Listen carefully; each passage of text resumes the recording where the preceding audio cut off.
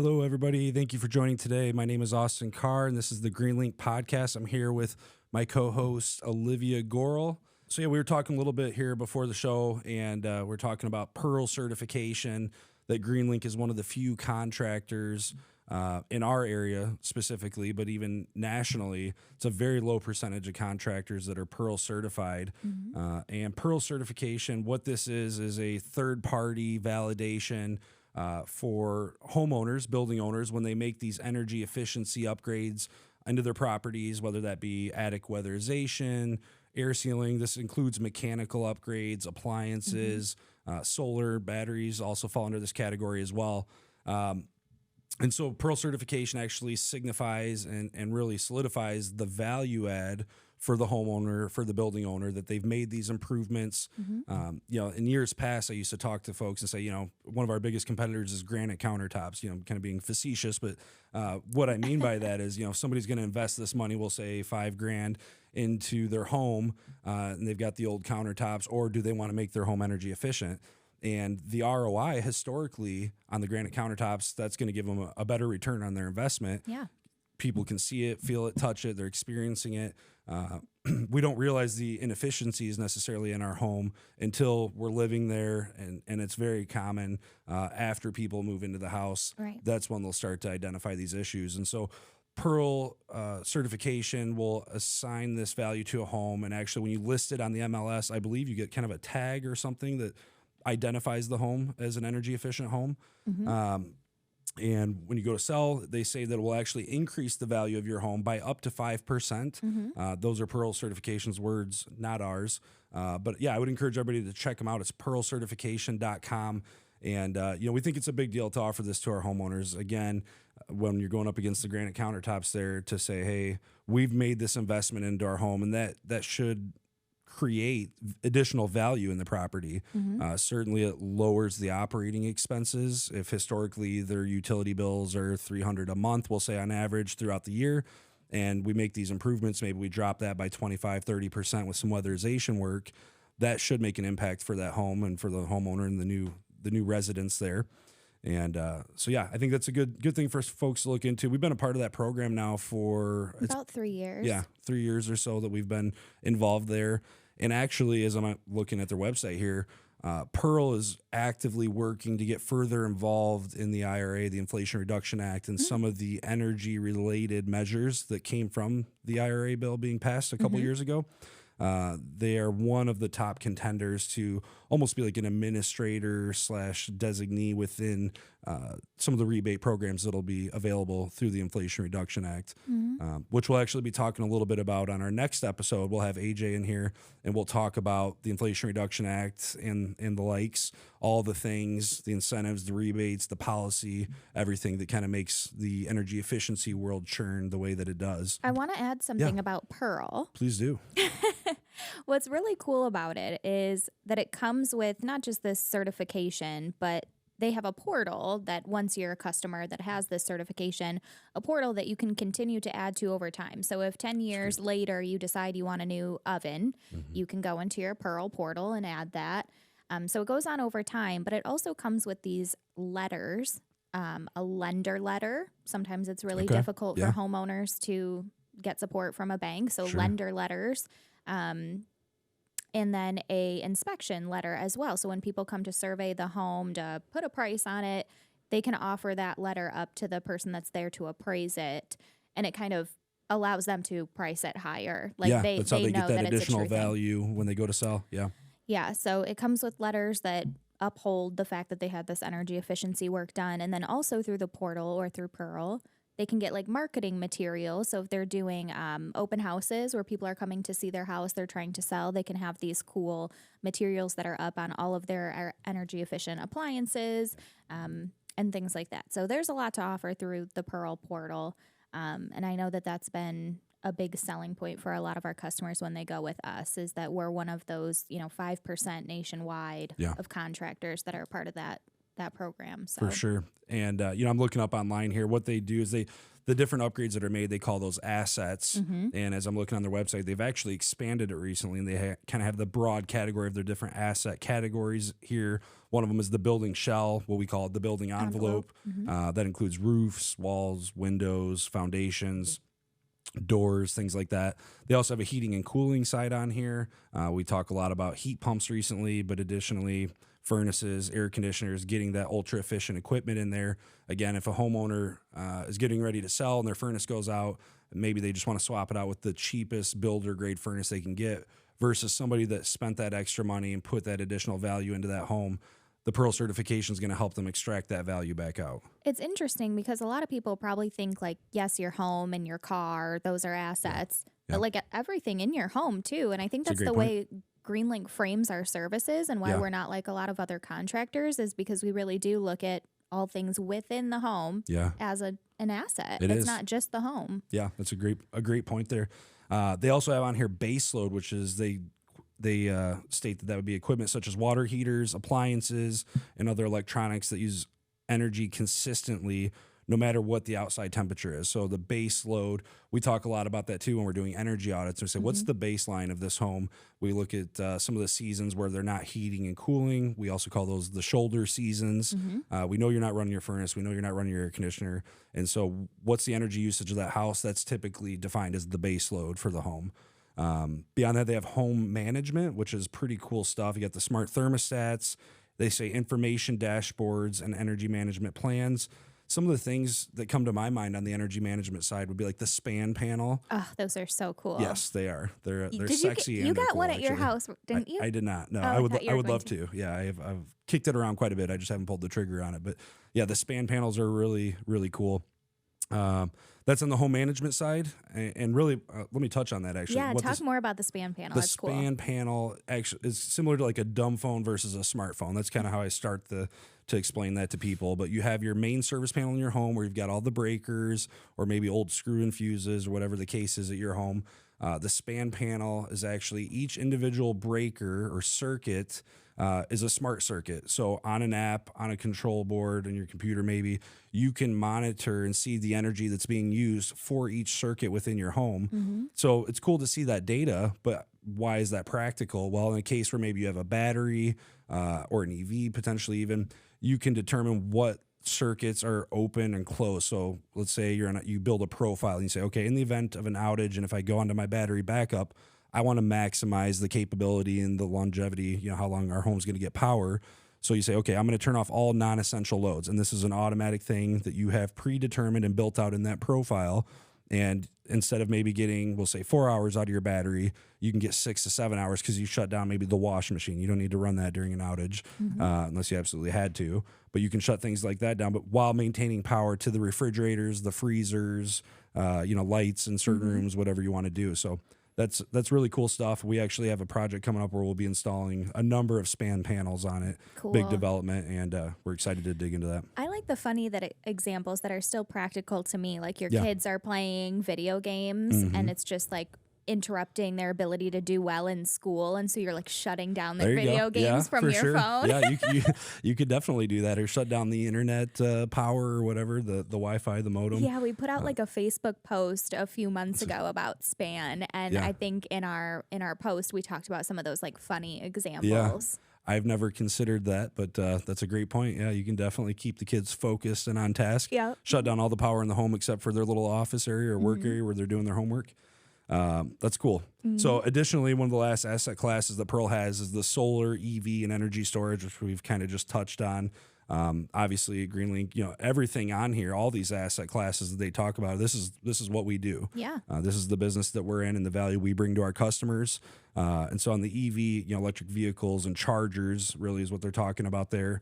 And of course, energy storage, there's a number of different battery options. That technology is continuing to evolve and advance. I actually have batteries in my house, and it's pretty common for our customers. I would say 20% or so of our solar customers we're installing those batteries on, and it's really fantastic. I mean, in the event of an outage, and I've gone through this myself several times, the storm will come in, power goes out, my house will just flicker for a brief second. I mean, it won't even go all the way off, almost like a brownout for a millisecond.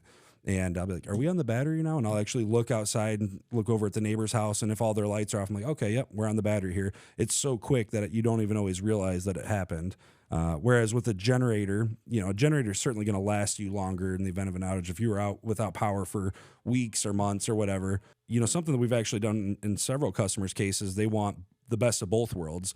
To me, I think the cool thing about a battery is it's instantaneous. It's charging off of your solar in the event of an outage, but it's not necessarily going to give you full resiliency 100% off grid for an unlimited amount of time. So when you can stack, you've got your solar, your battery, and a generator, then you really have the best of all the worlds. And a generator is going to be for, long-term situations. If you're without power for days, weeks, or maybe the sun's not out, you can run off that generator. But we have customers in some cases that, maybe a little more of a prepper type, and they say, hey, if the grid were to go down or the gas supply were to be shut off, we still have the resiliency that comes from the battery and the solar side.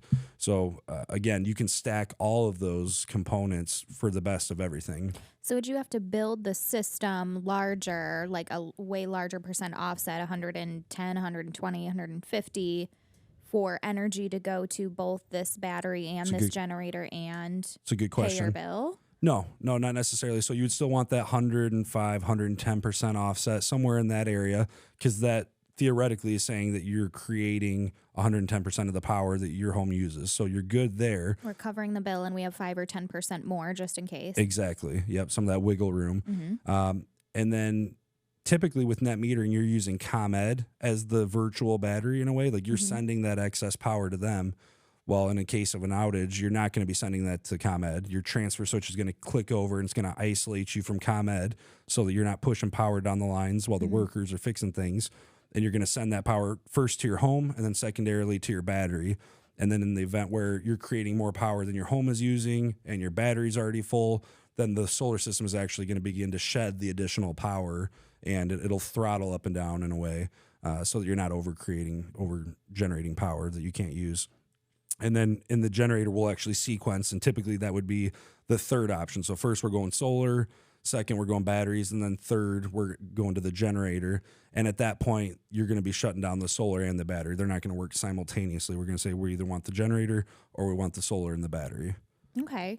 I want to go back to you mentioned you're giving, there's no outage, you're giving your excess energy back to ComEd. That's right. But in that case, it's being stored in what we sometimes tell our customers, like this metaphorical bank. Yep. So that during the winter, when their panels aren't producing as much because there's not as much sunshine and there's snow and ice, that's there for them to use to cover some of their bill. That's right. Yeah. With the net metering, there'll actually be a spot on your bill when you go solar where it says your net metering account, and it'll show you the kilowatt hours that you have banked up. So in the case, like, in July, let's say you create 1.2 megawatts of power and you use 800 kilowatt hours of power. You got a 400 kilowatt hour surplus that goes into your net metering account. It was sent over to ComEd. It was metered and accounted for. So then we'll say in December, we inverse that. You use 1.2 megawatts, but you only create 800 kilowatt hours. You have that 400 kilowatt hours that comes back to you. And that's when we look at that full energy offset, it's aggregate throughout 12 months. Right. We want to look at it over the course of a year. And that's something that we talk to our customers a lot as well. When they first go solar, if someone hasn't gone solar before, they're unfamiliar with the process. In that very first month, they're like, okay, what's going on? How's it happening? I'm like, well, we got to take a little bit bigger picture look at this to start to get the full magic of it. Yeah, we tell our customers, if you're installed in July, you're likely not going to see the benefits until next July, because now we're coming into fall and winter, and you're not going to have time to bank all that credit to use. Yeah, you'll certainly see benefits. I like to say you won't see the full magic of it until that following year. So typically, and part of the reason it's not just the production of the solar, because that's happening right when we turn the system on, but you might just not be getting that full offset because you're going into the fall and the winter, like you just said. But also within that 12-month period, you will have been able to recoup your federal tax credit of 30%. You'll have been able to recoup, ideally, or close to recouping your state incentive, which comes in the form of a check through the Illinois Shines program. So financially, things are worked out, over the course of that first 12 months, and the system's full throttle. And so you're banking your credits and rolling in, to the next season comfortably with a surplus power. So why do customers call us and talk about or ask about selling their excess energy back to ComEd? Are they just making do they have a misunderstanding as They to do. what net metering is, or is that a thing where It's a misconception, Okay. at least within the ComEd territory. There is no selling power back to ComEd, particularly on the residential side. You can get into arbitraging with batteries on commercial and industrial, but on the residential side, that's not a thing at all. And folks, I don't know where that comes from. Maybe just the early days of solar. Maybe that used to be different, where you could sell power back. And each state and utility, even for that matter, has their own kind of deal set up. So maybe in other states, that's something you can do. In fact, I'm certain it is. Up in Alliant territory, southern Wisconsin, you can actually generate cash flow from your excess power through the utility company. So it can be done under certain circumstances, but that's really not the point. As a homeowner, small business, small commercial type solar system, the goal is not to generate cash flow in the sense that you're selling power back to ComEd. It's really about offsetting your utility bill, and that's where you're going to recoup that ROI, return on your investment. Right. What about community solar? I know that that's becoming like more and more popular, and we've been getting a lot of phone calls about that saying like, I'm a farmer and 2 miles down the road, so-and-so has a panel and I want to hook up to them. Yeah. And that seems like a misconception too. But community solar is a little bit outside of our day-to-day wheelhouse, but high level, I can speak to that a bit. What happens is folks, like a farmer, they'll be approached by a solar developer, and the developer will say, hey, we're going to pay you X amount of dollars per acre on your property that we can put solar on. They end up moving forward with this development over time. They get awarded the SRECs, and it's a lottery system to see if you even qualify. Your project would qualify for the SRECs, and that's a must. I mean, if you don't hit on the lottery to qualify for the SRECs for your solar development on a community solar project, it's out of the question. It doesn't make sense financially. But once they build those community solar projects, what they're doing is they're redistributing that back through, and they're getting subscribers to buy that power back. So community solar truly is, at least on the developer side, maybe on the farmer side in that example, is a revenue generator. It's different. We call it, in front of the meter versus behind the meter. Behind the meter would be all the typical projects that we would do: residential, commercial, industrial, agricultural. Those are all behind the meter. They're there to serve the resident or the owner of that, that property. Whereas when it's in front of the meter, that's typically when you would call it community solar, and you're getting subscribers to buy that power that you're creating. Seems like it'd be more beneficial for people to just go solar than to try to benefit from the community deal. Well, I think so, but it depends. There's different schools of thought there. There's some folks that say, everything should go community solar. And in certain cases, you think about maybe like Chicago, for example, a lot of those buildings, it's not in the cards. It's not even an option for them to go solar because they're high rises or, tall townhouses, whatever they call the buildings that are through the city there. And you don't have the roof space to. You said that to me like, because I'm the city girl. The way you said it to me was like, Yeah, I'm the rural guy. I don't. What do they call those? Like four flats? That's what they call usually it? Usually like townhouses. Yeah. Okay. But you couldn't fit enough solar on that to get a full offset. And we've done projects out in the city and certainly in the suburbs often. We don't go too deep into the city regularly. But we've done some systems, but you're only going to get a 50%, 60% offset in a lot of cases. Let's get like a bungalow style house. We can definitely typically get a full offset out of that, especially when we couple that with the energy efficiency side, which actually that kind of brings to my mind. We talk a lot about why our approach is better than a straight solar company. They're in the business of selling solar panels, period, end of story. That's what they do. Whereas our approach, we want to look at all the energy usage, how it's being consumed. And, Pearl talks about it here too, the base load of the home, the heating and the cooling, the building envelope, those things all come into play with how your home is using the energy. And it's never made much sense to me to ignore that and just say, let's just throw solar panels all over the roof to get as much offset as we can. We don't care how we're using that energy. I've used an analogy. You probably heard me say this before too. If you're driving a vehicle and you're getting 30 miles a gallon and you're like, well, I want to go further. To me, it's logical to say, okay, how can we get to 35 miles a gallon? How can we get better efficiencies here? As opposed to saying, well, let's hook up a big, tanker on the back of this, a trailer full of fuel, and that's how we're going to go further. I would like to say, let's get better miles per gallon, and then let's look at a smaller fuel tank to add some additional capacity there. That's energy efficiency with the additional side of the renewable energy in this case. Yep. weren't we just talking to somebody about being part of, maybe it wasn't like a community solar deal, Yeah. but there was a neighborhood or something, not Green Freedom, which Okay. I think would be cool to talk about. But Yep. wasn't there another project, a neighborhood or There something? is, yeah. I don't think we can get into the details too in depth there, but yeah, there was a conversation that was being had about they were going to be tearing down some buildings and they were interested in doing a community solar development.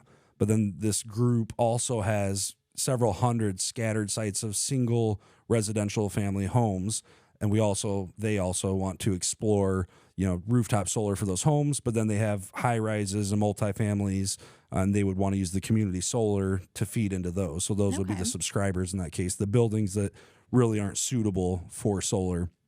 And in that same conversation, we're also talking about energy efficiency upgrades. They want to go through and do all the building envelope upgrades.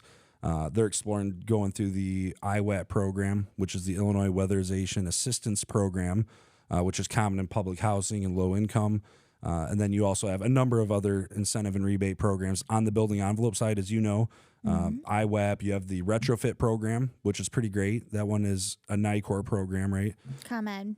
ComEd and ComEd, NICOR. NICOR combined. Yeah, I think Yeah. it's probably a joint program. So some of these programs are exclusively NICOR or ComEd, where others are joint programs.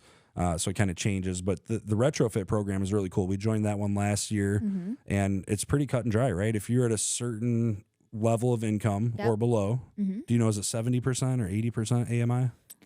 I don't know. Okay. I don't know the exact percentage. Yeah, it's a percentage of the, they call it the AMI, average median income. And if you're at or below this threshold, you qualify. Yeah. Right. And they'll come in, they'll do an assessment, and you'd be eligible for, $5,000, $10,000, $12,000 worth of envelope upgrades in the home. We've done up to $15,000, $16,000, $17,000. We did some furnaces, right, recently for a couple folks. It was a duplex, and we were able to do a new furnace for each of the tenants in this duplex. Yeah, they were over like 25 years old and just barely making it. Yeah, that was great. And actually, the way we discovered that too, we were called in for the envelope side. And so we're doing our energy audit, and our energy auditor identified, hey, these furnaces are 25 years old plus. And so we sent out our HVAC tech, and we said, hey, why don't we go give an inspection on these? He ran the scope through and found that the heat exchangers were rusted out, which becomes a serious health and safety hazard for the occupants of those homes. I believe it. She was always sick. Yeah. Her and her kids. Yeah, I mean, when that heat exchanger rusts out, you become vulnerable for carbon monoxide situations there, and that's obviously a serious health and safety concern. So, which kind of leads into a quick point, for the folks listening to this, you always want to be keeping an eye on your CO detectors, your smoke detectors. It's just a good thing annually. Run through, make sure your batteries are good, give them a functions check, make sure that you're keeping your family safe. Because in a case like this tenant would have never had any reason to dig into that. No. As a tenant, maybe they're not thinking too much about the smoke and CO detectors. And, lo and behold, this furnace could be pumping CO right through the house. And so that's obviously, scary. that is scary. It's a dangerous situation. So that's why we do the things we do. When we do these energy audits, it's a comprehensive approach. It's not just this one singular thing where another good example, I talked about a solar company versus what we do. I could do the same thing and talk about, an insulation company. What makes us different than an insulation company? And it's that building science approach. We talk about our BPI, Building Performance Institute certifications, and the guidelines that we follow. That is the standard in the industry. And that automatically, if you're following BPI guidelines, you're taking a holistic approach in the energy efficiency side. BPI doesn't cross over too much into the solar or the mechanical, but they really focus on the building envelope and the health and safety as it relates to the things you do with the building envelope. It's interesting because people don't realize, we'll talk about that tenant again a little bit actually.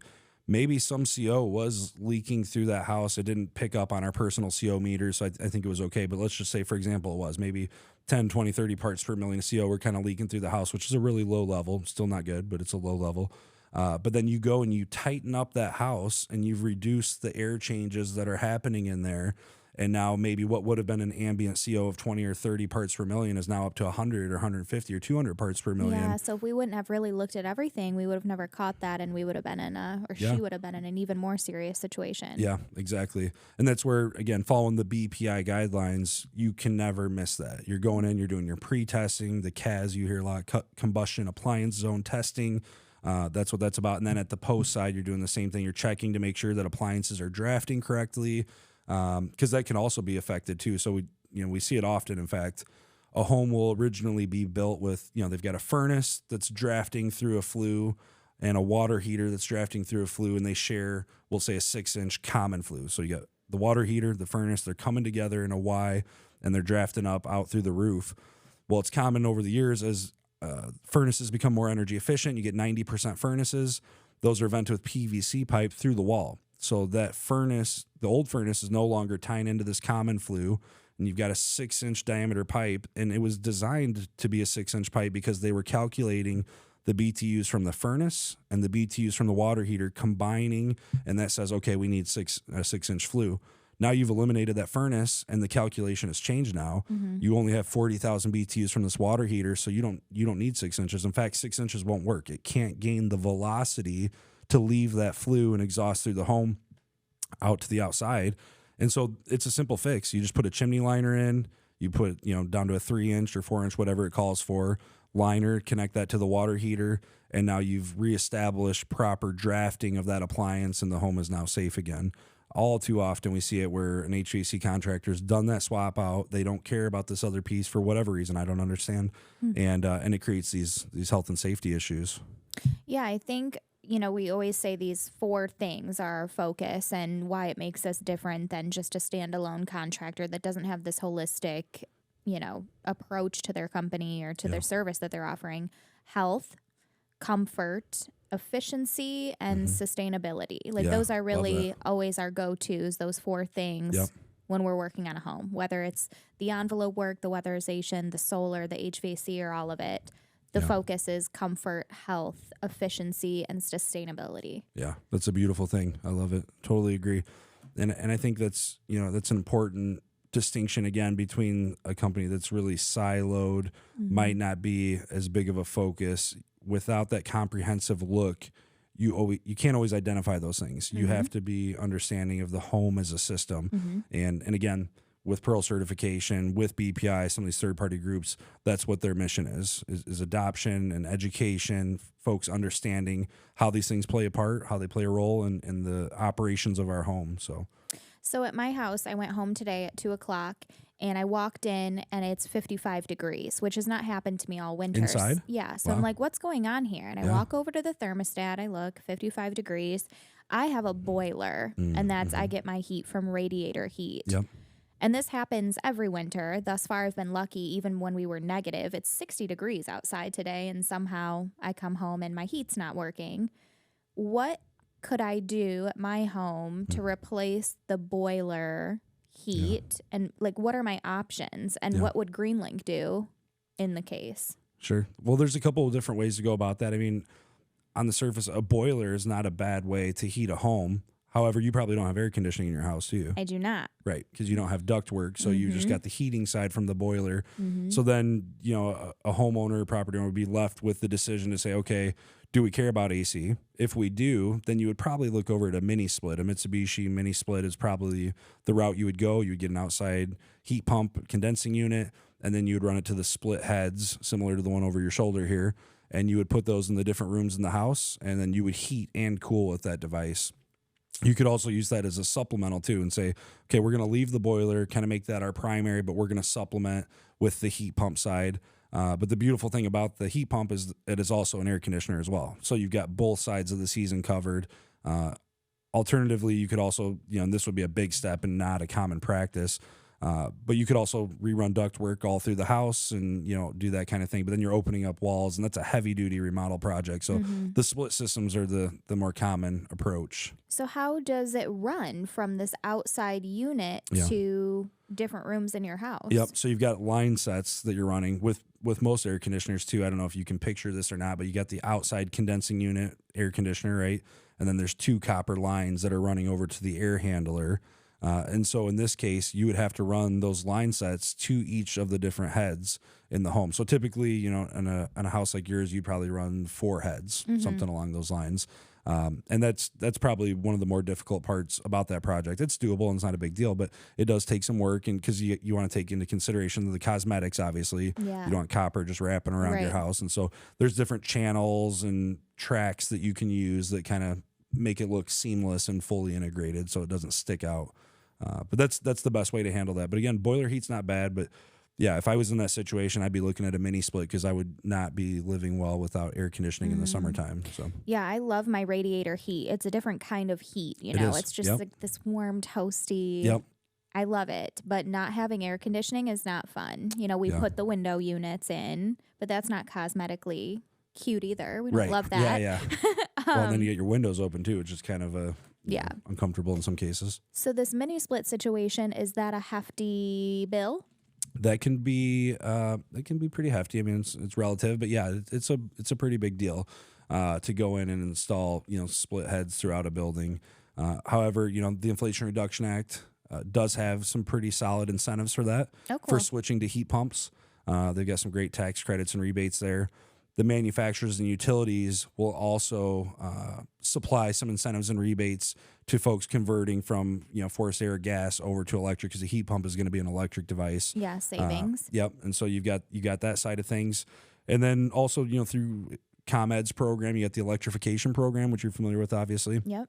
The electrification program, I mean, that's what they're doing is for qualified folks. They're going in, doing these assessments and saying, okay, we're going to convert you over from gas to all electric. So you're taking out the gas meter entirely, but they'll put in, new heat pump systems, new electric appliances, hybrid water heaters, which are heat pump / resistance heat. So you've got quick recovery, but you've also got the efficiency of a heat pump.